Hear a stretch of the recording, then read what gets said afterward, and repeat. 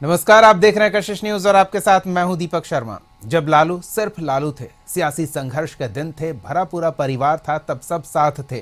फिर राबड़ी देवी के भाई लालू से दूर होते चले गए। सुभाष यादव लंबे समय बाद सामने आए और काफी समय से मन में मलाल को दबाए बैठे सुभाष यादव की दुखती रग पर हाथ रखते ही मानो वो फट पड़े। लालू, तेजस्वी, तेज प्रताप, राजद की सियासत, लालू पर लगे भ्रष्टाचार के कलंक, सब पर बेपरवाही से बोल गए, जो सार्वजनिक जीवन में पहले न किसी ने सुना होगा, न किसी ने इतनी बेबाकी से ऐसी बातें कही होंगी। अब जब लालू यादव तेजस्वी के लिए बिहार की सत्ता के सपने संजो रहे हैं, तो साले सुभाष के बयानों से सपनों के छिन्न भिन्न होने का अंदेशा खड़ा हो गया है। विरोधी बोले तो सियासी आरोप बताकर खारिज किया जा सकता है, लेकिन जब घर का व्यक्ति बोले तो जवाब देना थोड़ा मुश्किल हो जाता है। कहते भी है ना, घर का भेदी लंका ढाए। पार्टी नेता बचाव में लगे हैं। सुभाष यादव के बोलने के समय को विरोधियों की साजिश बता रहे हैं, लेकिन और बातों के साथ सुभाष का सेटलमेंट के बारे में बोलना विरोधियों को फिर से मौका दे रहा, लालू यादव की राजनीति के जड़ में मट्ठा डालने का। ऐसे में सवाल तो पूछेंगे कि सीएम हाउस से कैसा सेटलमेंट। लालू पर सुभाष यादव के इन गंभीर आरोपों पर जवाब लेंगे मेहमानों से। उनसे आपका परिचय करा दें। हमारे साथ आरजेडी की ओर से पार्टी का पक्ष रखने के लिए प्रमोद सिन्हा जी हैं, बीजेपी की ओर से पार्टी का पक्ष रखने के लिए राहुल आनंद जी हैं, कांग्रेस की ओर से पार्टी का पक्ष रखने के लिए सौरभ सिन्हा जी हैं। और आज पूरे दिन कशिश न्यूज पर सुभाष यादव की आप प्रतिक्रिया सुन रहे थे, तो सुभाष यादव भी कशिश न्यूज पर हमारे साथ इस कार्यक्रम में लाइव जुड़े हुए हैं। सुभाष यादव जी, आपके पास आएंगे, स्वागत है आपका। और जो बातें आपके बयान के बाद बिहार की सियासत में उठ रही है वो ये कि अब आए हैं आप, जब लालू यादव ये सार्वजनिक मंच से कह रहे हैं कि तेजस्वी यादव को मुख्यमंत्री बनाना है, सत्ता में बिठाना है, तो इस समय पर आपका बोलना सवाल खड़े कर जा रहा है। क्या कहेंगे सुभाष जी? नहीं, हम क्या बोले हैं? हम तो कुछ बोले नहीं है। हम तो यही तो बोले हैं जो पहले जो घटना घटती थी जी। लोग गुमराह करके हम लोग को बदनाम करते थे। तो बदनाम करते थे तो मुख्यमंत्री आप थे, तो बदनामी क्यों सहे भाई? बदनामी तो नहीं सहना चाहिए। आदमी को सजा देना चाहिए, जेल भिजवा देना चाहिए। क्या जी? हेलो, सुन जी रहे जी हैं? बिल्कुल, आपकी आवाज स्पष्ट सुन पा रहे हैं। आपने साहब साफ तौर पर कहा है किसी के ऊपर आप आरोप लगाइएगा, ये कर लिया वो कर लिया, ये तो गलत बात है ना। और बीच में अभी 10 दिन पहले इंटरव्यू तेज प्रताप के आ रहा था, बोला जी मामा के दिमाग संतुलन खो गया है। तो कहा हम पागल है क्या? मामा के संतुलन खो गया है क्या? है? हम लोग बर्दाश्त करके चल रहे हैं। चलो भाई, कोई बात नहीं है, तुम लोग को राजनीति करना है करो।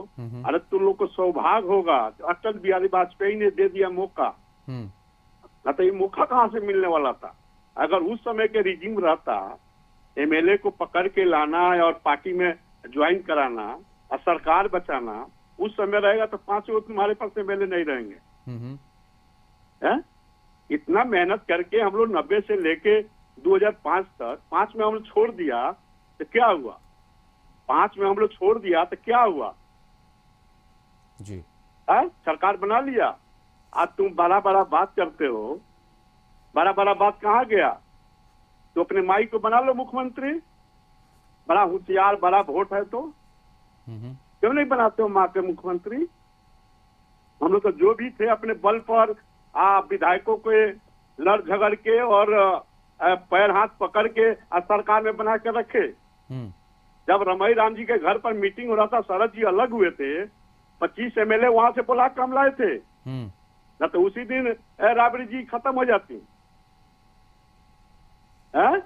बिल्कुल सुभाष जी, ये सब बातें सार्वजनिक मंच पर पहले कभी आई नहीं है, और आप जब सार्वजनिक मंच पर इन बातों को बोल रहे हैं तो क्या परिवार में इतनी खटास है कि आप परिवार के साथ आमने सामने बात नहीं कर सकते? भांजे के कुछ कहने पर इतने नाराज हो गए? नहीं, बार बार किसी आदमी को गाली दीजिए, कितना दिन बर्दाश्त करेगा? बर्दाश्त करने की क्षमता होनी चाहिए ना। हम तो राजनीति कर नहीं रहे हैं, हम तो घर बैठे हुए हैं। अब 10 दिन पहले आप इंटरव्यू दे रहे हैं कि मामा का दिमाग खराब हो गया है। क्यों भाई दिमाग खराब हो गया? कभी कोई बात किया क्या? तुम्हारा आदत है अच्छे घर के लड़की को छोड़ दिया, अब बात बता मामा खराब है। मामा का दिमाग खराब है। चलिए देखिए, जब रिश्तों को संभाल के नहीं रखा जाता तो इसी तरह के सार्वजनिक मंच पर फजीहत वाली स्थिति बन जाती है। हाँ, सुभाष तो जी फजीहत तो जो करेगा तो फजीहत सुनेगा, एक तरफा थोड़े मिलेगा, दोनों तरफ से मिलेगा ना। चलिए हम चाहेंगे तुम थोड़ा सा आप अगर हमें समय और दें। आपके इन बयानों पर हम तो कुछ हम भी रिएक्ट करेंगे, हम हमारे तो साथ थोड़े रहेंगे। अलग अलग पार्टी के नेता बैठे हुए हैं, हम थोड़ा ये समझते हैं कि आप, हम समझ रहे हैं कि पारिवारिक मसलों पर आप बोल रहे हैं, लेकिन जिस परिवार से आप हैं, बिहार की सियासत का सबसे कद्दावर परिवार उसे कहा जाता है, उनके बारे में सार्वजनिक तौर पर घर के अंदर की बातें अगर कुछ भी आएगी कहाँ रह गया, तो ये उनके वोट पर रह गया, उनके बेटा उनकी बेटी, अब परिवार के रह गया। इसके बाद अब दामाद आएंगे, समधी आएंगे, समधीनी आएंगे, यही तो परिवार है बिहार का। है? हम लोग पाले पोचे, हम ही लोग दुश्मन हो गए। चलिए, ये जो दर्द है वो दर्द बाहर आ रहा है। सुभाष जी थोड़ा सा और समय चाहेंगे, आप हमारे साथ जुड़े रहिए। आप जो इस तरह से कह रहे हैं उस पर हम थोड़ी सियासी प्रतिक्रिया ले लेते हैं। बीजेपी से शुरू करते हैं। राहुल आनंद जी, अब तक आपके पार्टी के नेता यही आरोप लगाते रहते थे जो सुभाष यादव ने सार्वजनिक तौर पर कहा है। हालांकि ये दरवाजे के अंदर की बातें बाहर आई है, लेकिन ये उस परिवार की बात है जो बिहार के सियासत में सबसे कद्दावर परिवार हुआ करता था। अगर उस पर इस तरह से उंगली उठती है तो उसके समर्थकों को भी सोचना होगा, विरोधियों को तो मौका मिल ही जाएगा। क्या कहेंगे इस पूरे घटनाक्रम को लेकर? देखिए, अगर सुभाष यादव जी की बातों पे अगर प्रतिक्रिया दी जाए तो ये कहना सही होगा कि लालू यादव जी जब 1990 से 2005 तक जब शासनकाल जो चलता था और जो बिहार की जो स्थिति थी वो खास करके बिहार की एक संस्कृति बन गई थी फिरौती और डकैती और खास करके अपहरण इस तरह की, और ये बात बिल्कुल सत्य है जो आज दर्द झलक रहा है। तो ये चीज़ को कहा जा सकता है कि लालू यादव जी को अगर कहे तो आज वो पुत्र प्रेम में जिस तरह से युधिष्ठिर बनकर दुर्योधन को स्थापित करने के प्रयास कर रहे राजनीति में, तो ये भी कहना लाजमी होगा कि चले थे कहाँ, जाने के लिए जाना है कहाँ ये मालूम नहीं, अब अपनी भटकती कदमों को मंजिल का दिशा मालूम नहीं। देखिए, ये बड़ा ही दुखद संयोग कह सकते हैं कि इनके पारिवारिक मामला, इस पर बहुत ज़्यादा हस्तक्षेप हमारी पार्टी नहीं करेगी, ना इस पर कुछ बयान देगी, लेकिन जो वास्तविकता सुभाष यादव जी ने जो बताया खास करके, और अक्सर नाम इस तरह का सुना जाता था, चाहे वो किसी भी तरह का कांड हो बिहार के अंदर। आपको मैं याद दिला दूं, एक ऐसा वक्त भी था जब एक गाड़ी बरामद की गई थी एनपी सेंटर में, इस तरह की बहुत सारी घटनाएं घटी थी, उसमें किस तरह से नाम आते थे। और खास करके ये बात बिल्कुल सत्य है कि जब अपहरण हुआ करता था तो उस समय जो सेटलमेंट होता था वो सेटलमेंट कहां जाकर होता था ये जानने योग्य है। देखिए, मैं आपको एक चीज और याद दिला देता हूं। राहुल जी, उन बातों पर हम पहले भी कई बार सामने आ चुकी है ये बातें, हम इस पर थोड़ी और बातचीत करेंगे। सुभाष जी से एक चीज और जानना चाहेंगे। सुभाष जी, आप सार्वजनिक मंच पर इन बातों को कह रहे हैं, क्या कोई संपर्क हुआ है परिवार के सदस्यों द्वारा, किसी ने पूछा है? नहीं, लालू जी के जब जरूरत पड़ता है संपर्क में लोग आ जाता है जी। कोई भी आदमी हो, अगर नरेंद्र मोदी को भी जरूरत पड़े ना तो फोन लगा कर बात कर लेंगे। लालू जी की ये क्षमता है, समझ गए ना जी। आज जरूरत हट गया तो पहचानते नहीं कौन क्या है नहीं है। मतलब परिवार में भी राजनीति हो गई सुभाष जी? सब जगह राजनीति वो करते हैं, सब जगह राजनीति करते हैं। चलिए, सब जगह राजनीति करते हैं। लंबे समय के बाद सुभाष यादव सामने आए हैं और लालू परिवार के साथ जो उनके रिश्ते हैं, रिश्ते अभी जो हो गए हैं और जो उनके साथ बर्ताव हो रहा है उससे क्षुब्ध होकर वो मीडिया के सामने आए, ऐसा उनका दावा है। लेकिन विरोधी कह रहे हैं कि चुनावी समय में परिवार के सदस्य को, जो परिवार से नाराज चल रहे हैं, उनका सियासी लाभ लेने के लिए सार्वजनिक मंच पर इस तरह के बयान दिलवाए जा रहे हैं। और लालू प्रसाद यादव को लेकर अगर कुछ भी कहा जाता है तो ये सवाल स्वाभाविक है खड़ा होना। हम एक बार फिर अपने मेहमानों के पास चलेंगे, प्रमोद जी के पास चलते हैं और उनसे जानने का प्रयास करते हैं कि प्रमोद जी, जब घर का व्यक्ति ही घर के सदस्य पर आरोप लगाए तो क्या कहेंगे? क्योंकि बाहर के लोग जब कहते हैं तो वो सियासी आरोप कहकर खारिज किया जाता है, तर्क दिया जाता है, लेकिन एक व्यक्ति जो सालों तक साथ रहा है वो अगर उन्हीं आरोपों की पुष्टि कर रहा हो तो फिर तो ये लालू यादव की सियासत पर धब्बा लगेगा। देखिए दीपक जी, समझने वाली बात है कि आज हम 2025 में चुनावी दहलीज पर खड़े हैं जी, और कुछ महीनों के बाद बिहार में जो है चुनाव होने वाला है। और आप देख रहे हैं लगातार हमारे नेता आदरणीय तेजस्वी प्रसाद यादव जी लगातार जो है सरकार को लगातार उनके 3C पर जो माननीय मुख्यमंत्री नीतीश कुमार जी लगातार कहते थे कि हम 3C से कभी समझौता नहीं करने का काम करेंगे, तो उन 3C में चाहे क्राइम देख लीजिए, कम्युनिज्म देख लीजिए या करप्शन देख लीजिए, तो उन तीनों सवालों पर जो है हमारे नेता तेजस्वी प्रसाद यादव जी लगातार सवाल उठाने का काम कर रहे हैं। आज जो बिहार में स्थिति है, जो लॉ एंड ऑर्डर का मामला है, आप देखिए चरम पर है। कल की आप कई घटना देखेंगे जिसमें 3 अलग अलग क्षेत्रों से 3 महिलाओं का चाहे अपहरण की बात हो, चाहे गोपालगंज में 2 स्कूली छात्रा के साथ जो घटना घट गई, उनकी हत्या कर दी गई, नालंदा के परवलपुर और नूरसराय में 2 महिलाओं की गोली मारकर हत्या कर दी गई, कई जगह 6 साल की एक बच्ची के साथ कुशेश्वर स्थान दरभंगा में जो है दुष्कर्म की घटना हुई। तो ये तमाम घटनाओं पर हमारे नेता जो लगातार सवाल उठाने का काम कर रहे हैं, उस पर तो सत्ता पक्ष के द्वारा कोई जवाब नहीं दिया जा रहा है। अरे 20 साल पहले आप चले जाते हैं, जब सवाल उस तरह का उठता है, तो 20 साल पहले की जो घटनाएं हुई और आज का जो घटना है, जो चाहे एनसीआरबी का आंकड़ा आप निकाल लीजिए। प्रमोद जी, इन आंकड़ों पर हम नहीं जा रहे हैं, लेकिन उन घटनाओं, उस समय की घटना और आज की घटना में जो फर्क है, मूल रूप से आपके विरोधी भी उस फर्क को बहुत तेज आवाज के साथ सामने रखते हैं। और फर्क यह है कि आज की जो घटनाएं होती है, उनका सीएम आवाज से कोई लिंक नहीं होता, उनका सीधे कानूनी दांवपेच के सहारे उनका निपटारा किया जाता है, अपराधियों को सलाखों के पीछे पहुंचाया जाता है। लेकिन तब की जो घटनाएं होती थी, वो अपराधी सलाखों के पीछे नहीं, सीएम हाउस में सेटलमेंट के लिए पहुंचते थे, ये आरोप है।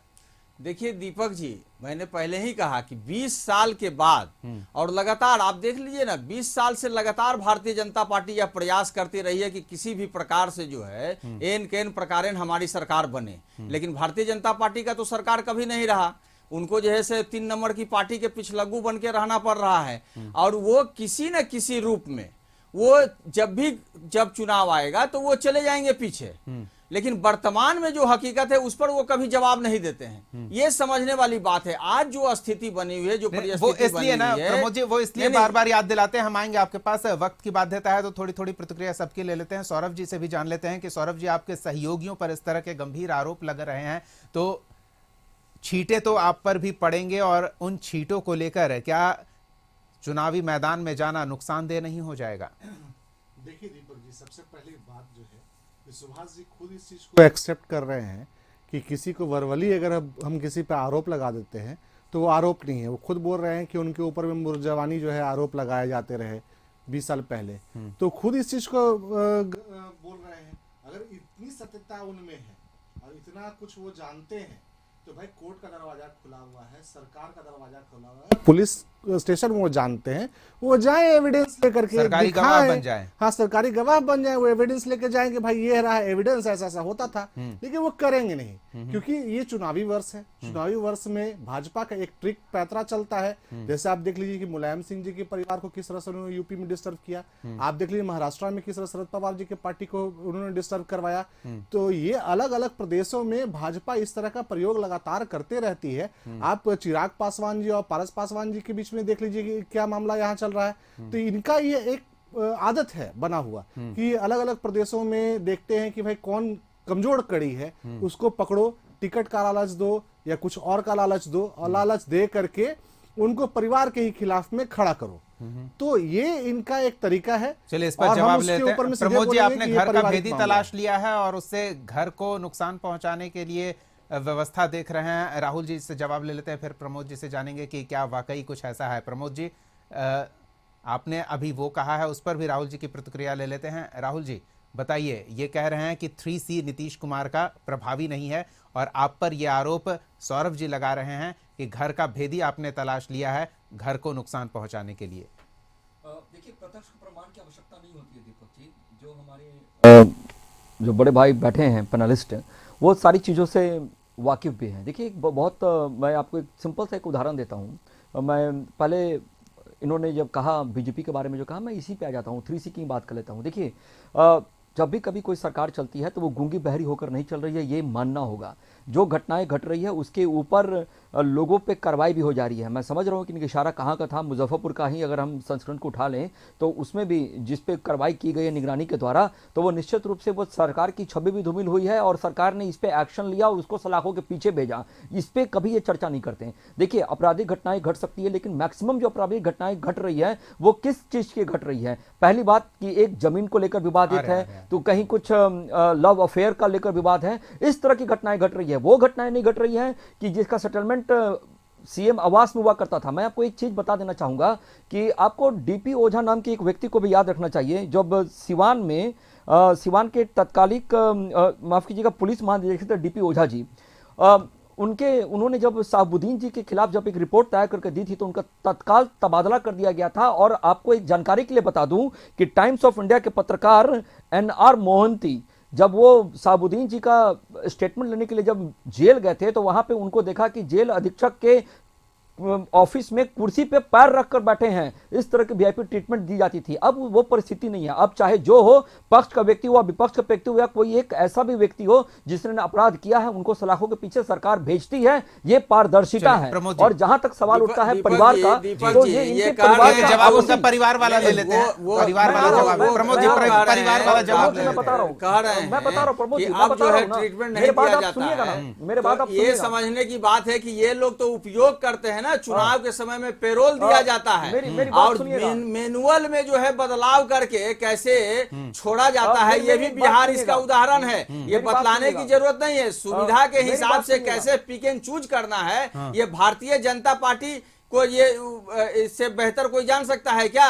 कैसे किसको कहां पे, चाहे महाराष्ट्र का उदाहरण देख लीजिए या दूसरे अन्य राज्यों का देख लीजिए या बिहार का देख लीजिए। ठीक है सौरभ जी, आप चाहे पशुपति पारा जी को देख लीजिए। ठीक है प्रमोद जी, एक सेकंड, प्रमोद जी एक सेकंड, राहुल जी एक सेकंड। राहुल जी ने बोला कि प्रत्यक्ष को प्रमाण की जरूरत नहीं है। तो अरे भाई, ये ऐसी राष्ट्रीय पार्टी है जिसका राष्ट्रीय अध्यक्ष कैमरे के सामने घूस लेते पकड़ा गया, पैसा लेते पकड़ा गया। ये ऐसी पार्टी है जो कि यहाँ पुल गिरा खगड़िया में, उसके कॉन्ट्रैक्टर को लगातार यहाँ बिहार में कॉन्ट्रैक्ट मिल रहा है। तो ये भ्रष्टाचार का इससे बड़ा सबूत क्या हो सकता है? किस एवज में उसको लगातार आप निर्माण का कार्य सौंपे जा रहे हैं? चलिए, संगठित अपराध हो गया, आपराधिक गिरोह से साठगांठ हो गया और ये भ्रष्टाचार हो गया, तीनों बातों पर बातचीत हो गई। सुभाष जी, आपके पास थोड़ा सा और आएंगे और हम समझना चाहेंगे कि विरोधी भी वो सीएम हाउस में सेटलमेंट वाला एक अलग जुमला बिहार की सियासत में चल उठा है, आपने भी उस पर कुछ इशारे किए थे, उसके बारे में कुछ बातचीत करेंगे क्या? नहीं, इशारा नहीं किए थे। हमारे विधायक थे जाकिर हुसैन जी, जिसको हमने पार्टी में लाया था, उस पर ये लोग प्रेशर दे रहे थे, साबुद्दीन जी और लालू जी, प्रेमचंद गुप्ता, ये लोग उसको कह रहा था जो अपहरण जो हुआ है तुम ही करवाए हो, तुम ही करवाए हो। तो हमको फोन किया कि भैया आपके पास प्रशासन है, सब चीज है, इसका जांच का विषय है ना, हम तो यहाँ बैठे हुए हैं, हमको बुलाइए, पुलिस ले जाए, बंद कर दे, हम किए हैं तो कोई मतलब तो नहीं है। तब यही बात थी, किया था कोई लग रहा था किसी के ऊपर, वो हमको प्रेशर दे रहे थे कि भैया ऐसे ही लोग क्यों ऐसे कर रहे हैं, साबुद्दीन जी का बराबर फोन क्यों आ रहा है, लालू जी का फोन क्यों आ रहा है। अब तो जब आप किए नहीं है तो डरते कहाँ हैं? अच्छा सुभाष जी, एक और चीज जानना चाहेंगे, आपकी कहीं राजनीतिक महत्वाकांक्षा चुनाव के समय तो नहीं जाग गई है?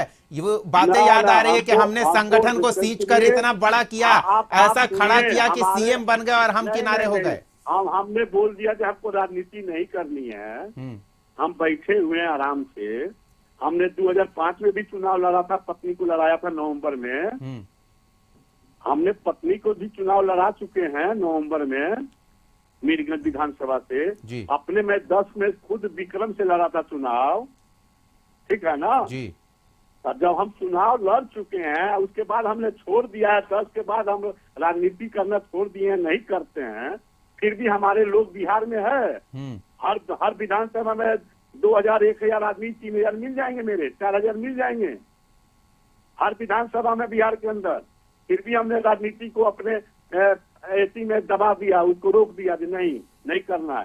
बाकी मतलब आप सिर्फ अपने भांजों की टीका टिप्पणी से परेशान हैं। ये 2022 में हमारे बेटा रामविलास जी के पार्टी में ज्वाइन किया है, वो राजनीति कर रहा है, हम राजनीति नहीं कर रहे हैं। चलिए ठीक है, चलिए समय का अभाव है, लेकिन आपने हमें समय दिया है, अपने दिल की बात कशिश अगर न्यूज आप के साथ सुनिए, साझा पहले कीजिए। मेरी बात सुन लीजिए। जी सुभाष जी हमने बोलिए। कभी लालू जी को एप्लीकेशन नहीं दिया, 98 में भी एप्लीकेशन नहीं दिया और 2004 में भी एप्लीकेशन नहीं दिया।